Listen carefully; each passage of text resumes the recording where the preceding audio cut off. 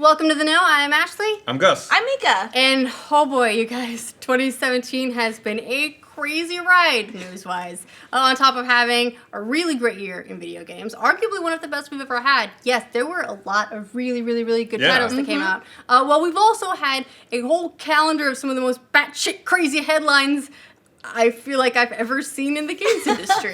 Those insane stories range from absurd lawsuits to players revolting against microtransactions, huge games being canceled, publishers behaving badly, and I mean, that's only the tip of the iceberg. Publishers are always behaving badly. Very true. But it doesn't make it not weird. No. So we thought we'd take a little look back at some of our favorite tales of 2017 because seriously, year's been just like nuts. We forgot half of this shit even went down. Yeah, and then we were looking through things and we're like, oh god, yeah, that was weird. And Right? so they ended up in this list. First up, let's go by category. Lawsuits. Oh, I love that that's a category. Yeah, there's a whole category for lawsuits and legal matters. 2017 was a huge year for the litigators, with at least one potentially industry-altering lawsuit, couple indie developers incorrectly taking the law into their own hands, and video games being sued for, like, no reason at all. Probably the biggest lawsuit, hands down, belonged to the battle of ZeniMax and Oculus over who had actually done the work of creating the technology behind the Oculus Rift. I forgot Right. that was this year. It seems like it was so long ago because I remember we were making the fuck you flip-flop Zuckerberg jokes and it seems like it was so long ago. News moves fast. Yeah, I mean, it was a $6 billion lawsuit, That's so I'm sure that... Yeah, that's huge. They were going for a little over, a quarter of what Oculus sold to ZeniMax, or to Facebook for, saying that they invented the technology, that John Carmack stole the technology when he left. They called Palmer Luckey a hack who couldn't have invented it on his own. That's really harsh. Like, can you imagine being told by a company, like, you're not smart enough to make this? If I'm a billionaire, I don't know if I care.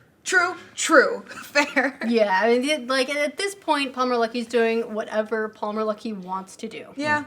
He's set for life. But it was one of those cases where the lawyers just no holds barred in all of their court statements. They were being very sassy, like professionally sassy. It was impressive. Well, there's a lot of money on the line. Lawyers get a cut of that, That's right? true. That's true. I think it ended up being a $500 million decision in favor of ZeniMax. So And then, that's a lot of millions. And then ZeniMax decided to go for an injunction against Oculus headsets on sale as well. So it was like a whole thing. I think also Oculus is trying to get a new trial on that. They want it overturned. They don't want to pay, hundreds of millions of dollars, which it sounds like pocket change when in comparison to the overall price, but 500 million is a lot of money. It's a lot of money.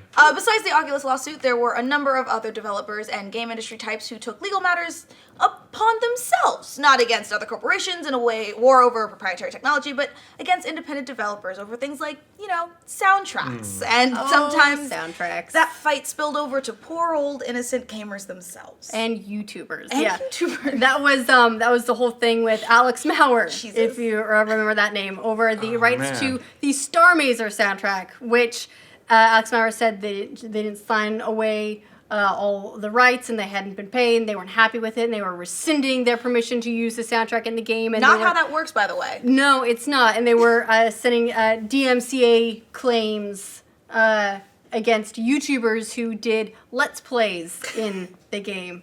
It was a saga, for sure. Mauer was hired to compose the music, and was... And Alex Mauer is actually a very well-known video game soundtrack composer. And was paid for work for hire, right? Yes. And then there was a pay dispute, and that's what kind of started all of this. It was pretty much, you didn't pay me enough, so it's my music now. And that's not how a work for hire works, if I am correct. Nope, that's the opposite of work for hire, actually. And then, Alex Mauer started filing all these DMCA complaints. It ended up being more than 70 claims total against gamers and Let's Players, and then ended up just posting the music on our website. Which you also can't do. Didn't she also get some actual channels taken down because she striked them 3 times? That's so not okay. And if I recall correctly, also offered to erase the strikes if the Let's Players would issue complaints against the developer. So she was using content creators to fight her wars. That's a Yes. little bit of blackmail, right? Just a A little, bit of blackmail. I think what's it? Extortion. I think That's is the word. That's the word we're looking for. So that was a big one. In the end, that was not okay. Big surprise, and Maurer ended up receiving a restraining order, but kept on filing until there was like you can't issue any more takedowns. Stop. And after all that, we had cases of video game companies being sued for barely any reason at all, or at least really ridiculous ones. Well, I mean, these were already ridiculous reasons, but Right. like more so. Yeah, like Rockstar Games getting sued by psychics. Of course. Yeah, over a depiction of a character from a 2002 Grand Theft Auto Vice City, and that's normal. Yeah. So, That's normal things. well, what happened was Rockstar was sued by Psychic Readers Network over the anti-character in the game, who was played by Miss Cleo. And they said that Rockstar's use of Miss Cleo proved that this character was meant to be a direct ripoff or copy of the Miss Cleo character, which they own. And they said they invested $100 million into Miss Cleo, and Rockstar made more than $500 million off of Because everybody bought Vice City for Anti. Absolutely. I mean, That's was the reason. Nobody remembers anything else about that game. Well, and they also waited until right after she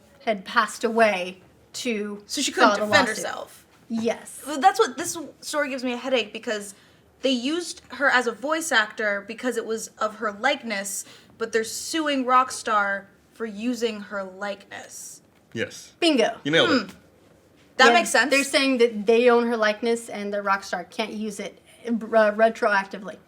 Yeah, Sure. 15 years later. That's how law works. 100%. Yeah. All right. So apart from crazy lawsuits, well, we also had a lot of game developers and publishers trying, well, some less than scrupulous business tactics in 2017. So let's talk about publishers behaving badly. We all know microtransactions became their own runaway headline in the fall. One of the crazier parts of that developing story was Activision, who literally invented ways to get more money out of people through the use of 2 separate microtransaction patents. The patents. I forgot about the patents. So in 2015, there was a patent that actually had to do with manipulating matchmaking. So you saw some dude with some crazy weaponry, and you're like, I want that. And they're like, well, if you want it, you can pay for it.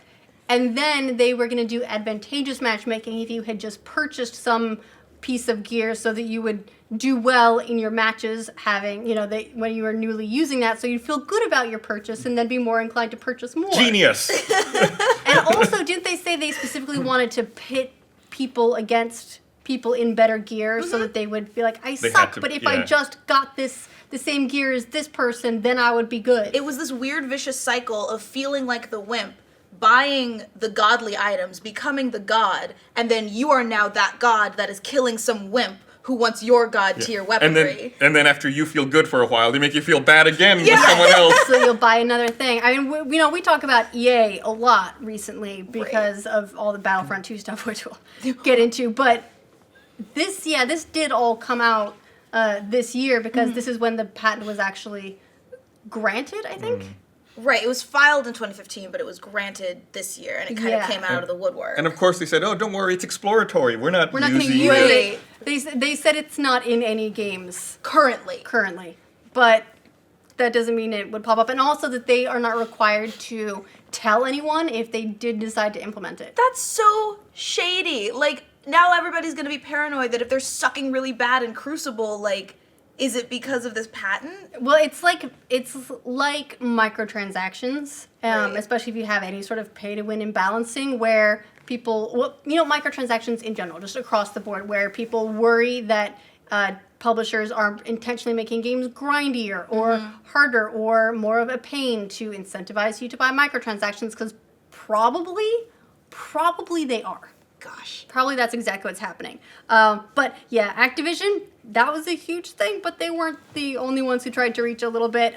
There was a bit of a case in 2017 with everyone's favorite developer, darling, who we also love. They put out great games, CD Projekt Red. They trademarked the word cyberpunk in video games to protect Cyberpunk 2077 and keep anyone else from muscling in on that territory. Once again, not how that works. I mean, to some degree, this was one of those weird gray areas. Right. Like, it was crazy when it came out. Like, they didn't invent the word cyberpunk. That's been around since the 80s. Right. Yes. I think. I know I've heard that forever. It's an old word. And so the word already existed, but they're trying to trademark it, and they said they're going to do it only for good purposes to protect their game, and they weren't going to be abusive of it. But like with the Activision thing we just talked about, How can you don't trust know. someone? Right. Yeah, they specifically what they said was if it was something like something cyberpunk revenge or whatever, that it couldn't be confused with cyberpunk 2077, then they wouldn't pursue it. Right. But if someone did a cyberpunk 2078, that they could, but that leaves it, one, entirely in their court, and two, they actually, with trademarks, you have to be pretty aggressive in protecting it, You have to otherwise you'll defend it. lose it. Right. So they may be forced into a scenario where there's a game that's not that confusing, but it uses the word cyberpunk, and they either have to take action against it or lose their trademark. right, they got to release the hounds. Exactly. And companies lawyer hounds. like Activision and Cyberpunk, or CD Projekt Red, saying things like, "Don't worry, we're not going to use it. It's just here." It feels like someone has a bow with a knocked arrow, like aimed at your Like, face. I'm and not like, gonna shoot it. I'm not going to shoot it. It's just here for protection. I'm not going to shoot you though. It's funny you think of bow and arrows. I was thinking of nuclear weapons, but Oh. I guess it's the same thing.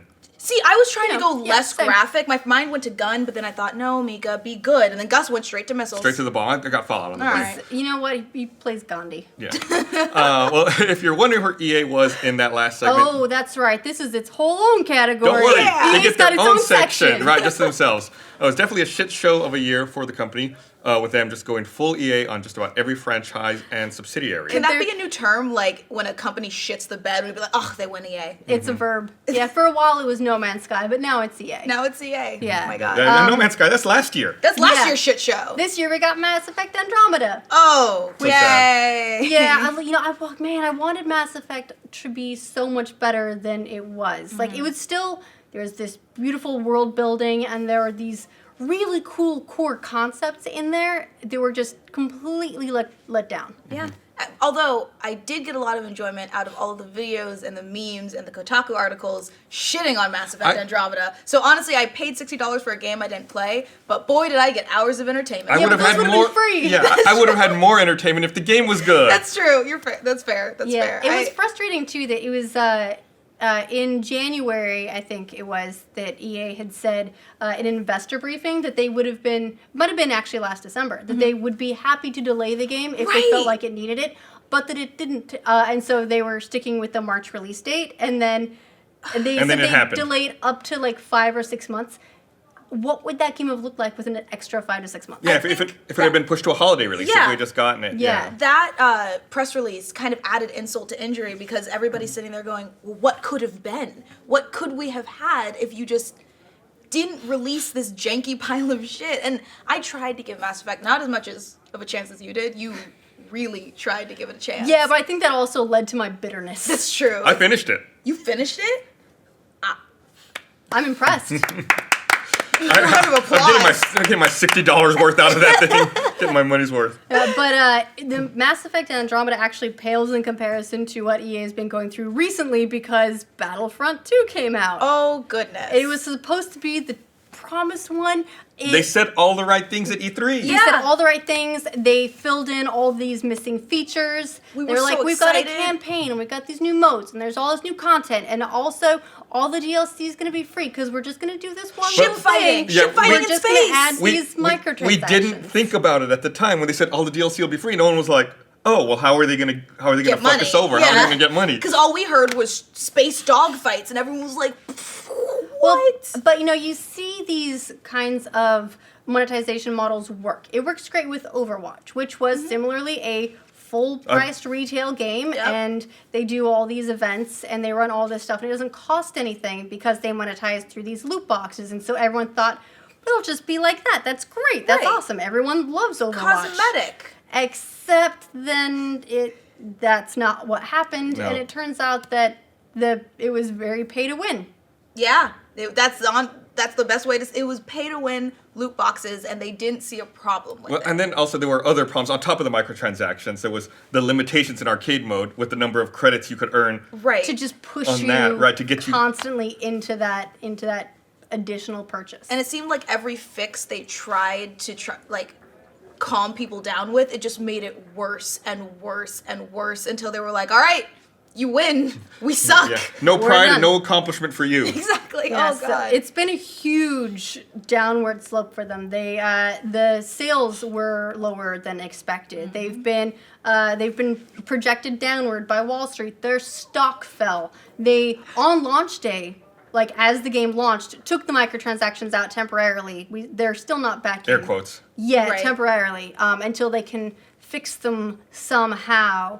But I don't know if Battlefront 2 can recover from Also, this. on top of all that, in their Reddit AMA, they have the most downvoted comment of all time on There Reddit. was that And people say awful things on Reddit. Yeah, yeah. And Star Wars Battlefront takes that title for most downvoted comment of all time. Yeah, so it's been a rough road. And then, somewhat related on the Star Wars news, EA also shut down Visceral. And shut down Visceral, who is working on their Star Wars project. And Because fuck single player games, everybody. Who cares? I think people may have made an assumption about that. Was there ever they said it was shaping up to be more of a linear experience than they wanted, the kind of experience that people would continually come back to. Right. But I don't know why they would hire the person behind Uncharted if they didn't want a linear experienced game. Right. See, they get me.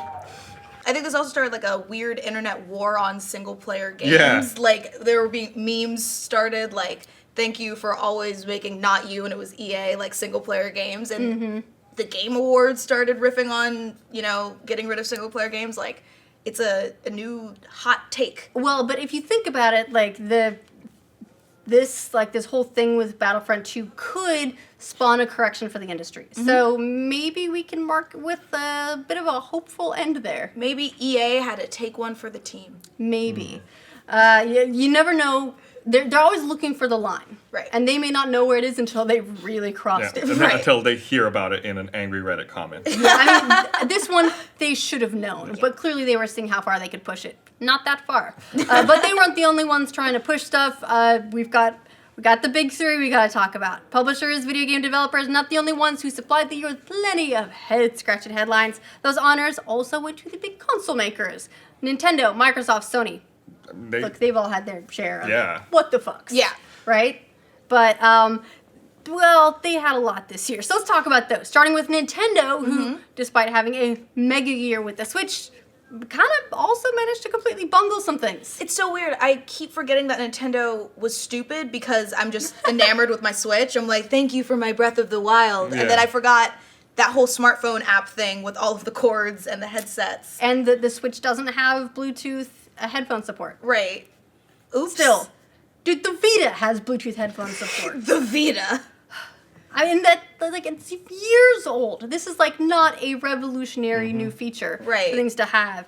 But I think the whole headset online chat was easily the worst. Yeah. No one uses it. No one's going to use it. Why would you use that? There's already so many other better options available that do Right. the same thing. Exactly. And that people are already using. Why would you force everyone to download this thing that's And then terrible? you also had to force Splatoon players to use the app to matchmake, and then you couldn't, text while using the app because it closed it. You couldn't put your screen Yeah. to sleep, Yeah. which also is even more of a problem now with newer OLED screens because Right. OLED screens get burn in. So if you leave that fucking thing on your phone the whole time, it's going to burn in. Yep. And then that, as a result of, that whole thing, maybe it's not a result of it, but coming along with that, they were going to start charging people for their online service and had to God. pull that one back because no one is going to pay for that service Absolutely in its not. current state. And of course, it wasn't just relegated to the Switch and the smartphone app. No, never. They released the SNES Classic, and they said they learned from the last time. There's going to be plenty to go way around. more. You'd be able to walk into a store and buy one. I still don't have one. I only have one because of Caden's glorious generosity. And first of all, Walmart fucked over her order, and I got it 2 weeks ago. But the fact that there was like this huge claim that everybody's gonna get one and it's gonna be great. There's going to be so many available. We have more coming on the first day than we did the entire life cycle of the Right. NES Classic. There was that pre-order Best Buy cancellation. Like everybody in the office all pre-ordered on Best Buy, and then Best Buy went, so. Right, because Best Buy put the oops. pre-orders up before they were supposed to. And then when they actually came out, they were like, we had 5 in stock. They're Yeah. gone now. Yeah, I will be very curious to see if people can get them before they decide to discontinue them entirely. And of course, God. they also announced that they're going to be putting the NES Classic back into production as well. yes. At some point. It hasn't started yet, but it's coming back. They'll at probably some just start point. like rotating them through. Do you think we're going to get an N64 Classic? And then everything will be out of stock? They will make one. We won't get one. They'll make it. They'll make it, but we're not going to have it. Just one. But one of the cooler developments I thought this year was actually this was a nice movement, and it had to do with that. Similar to the microtransaction movement was towards crossplay. This was Yes. like the good side of movements, where everyone can play together. Hopefully, regardless of your platform. And we did see it happen. Sort of with a number of titles. There was like Rocket League, which was pretty great. You could play it across everything except PS4, where it's its own island. For some reason, Sony, they're continuing to stand in the way of crossplay. Everyone else is on board, and they said that it's because they want to control the player experience, and that they don't want to Sure. expose players to stuff that they can't. Control, but they made it in a good way, like It's make good for sure you. that you Yeah. can't see bad stuff or bad people because Those they're only bad Xbox elsewhere. people. Yeah. Around E3, Sony claimed it had to do with security, which Microsoft balked at. balked yeah. at. Microsoft was like, Well- are you saying that we are the assholes? Yeah. Like, how dare you? Well, also, like, how often do which of us gets hacked? Right. Fair. Fair. But then also, Fortnite got accidental crossplay. Yeah. Oops. Someone Yeah. flipped a switch for a weekend. Yeah, Epic. It was there, and then Epic switched it off. But it was proof that it can work. It just needs Sony's permission before they're allowed to. I Right. guess. And at the Game Awards, there was an Epic dev who said that gamers deserve crossplay. And I agree with you, Epic Dev. Thank you. I mean, to give Sony a little bit of credit. Last generation, I think it was, they pushed for crossplay, and Microsoft said no. So Whoever's in the lead doesn't want it. yeah, exactly. Because why should we? How does this benefit us? Right. It doesn't. So, okay. Yeah, the But tables have been turned. they have been. But I still think that it is great for maintaining a population of people playing older titles, regardless of platform. And the healthier that population is, the longer people play games. Right. So that's all good. Yeah. Of course, Nintendo and Sony weren't the only ones who had their what the fuck moments this year. With Microsoft, it was the same continuing story all year long. Their lack of meaningful console exclusives. Yikes. In a year where Nintendo had games like Breath of the Wild and Super Mario Odyssey, Sony had Persona 5, Nier Automata, Horizon Zero Dawn. Microsoft's exclusive list had some work to do. Let's first all take a little moment of silence. Scalebound. Rest in peace. Oh, man. I forgot that was canceled this year. Yeah. Also, Crackdown 3 got got delayed out pushed, of the year. yeah. Right. Again. And I think they're also suffering a bit from the fact that they're pushing their Play Anywhere platform. Microsoft's suffering from the Play Anywhere platform, where you can play the game on an Xbox or you could play it on a PC. It's short-term loss for what they're hoping is long-term gain. And I think there's a lot of times when people have the option, they're gonna play. If they have a PC, they're just gonna play it on their PC. There's no exclusivity there. There's no real reason. And last but not least, we have our final category of crazy nonsense 2017 stories. It's just the straight up fucking bonkers group. I love the Bonkers group. It's my favorite There's group. crazy shit that happens in this world. Let's award the bonkies. Yeah, the the bonkies. Bonkies. Okay. But seriously, there's just been a good handful of just dumpster fires or great, hilarious things that were only possible thanks to the glorious, terrible, hilarious place that is the internet. and also the world. Just One of my favorites though, this was absolutely an internet one, was the Nier Automata butthole conspiracy. My God, And I it ended forgot up being that was a this year. hoax where someone photoshopped 2B's little starfish, and that started going Starfish. around on Twitter, and everyone else was trying to see her butthole in order to confirm that this was the case, and then it turns out it wasn't. It was a Photoshop. But That was Yoko amazing. Taro was like, send me more butts, please. Because Yoko Taro's a good dude. Yeah. Bless Yoko Taro. He is a weird dude, but was fantastic. We are investigating this butt for science. Yes. Completely overwhelmed by the butt art, by the way. He got so much of it. I think he was asking for zip files. He was literally like, someone to send please me put it all together. ass zip files. And you know what? That's what I want to live my life in 2018. Send me zip files of asses. Zip that ass up and send it my way. And then, of course, it wouldn't be a year in video games without journalists sucking at video games. Oh my god. In this case, it was Cuphead. It was Dean Takahashi from VentureBeat played a demo of Cuphead, took some gameplay capture at an event. Apparently, he didn't want to because he doesn't really play platformers, which he thought of the game was more of a platformer than a run and gun. But it was some of the most painful to watch video game capture we've ever seen, and it lit a fire of games journalists suck and shouldn't be reviewing games that they're bad at, even though it wasn't a review. And also, I mean, you gotta respect them. They took the B-roll and they still put it out. Right. Like, they could have taken it and been like... I don't think I would have. I think I would have hidden that. Yeah, I would have just accidentally lit my computer on fire and been like, something happened. The footage is gone. But at the same time, they did have some of the only Cuphead gameplay footage that was available at that time. So what do you do? Yeah. They were at least a little self-aware about it. But oh man, It was painful. Speaking of painful things, there was also Pokemon Go Fest. oh my god, that was this year. Where I've never seen something so awful, where hosts on stage are getting booed,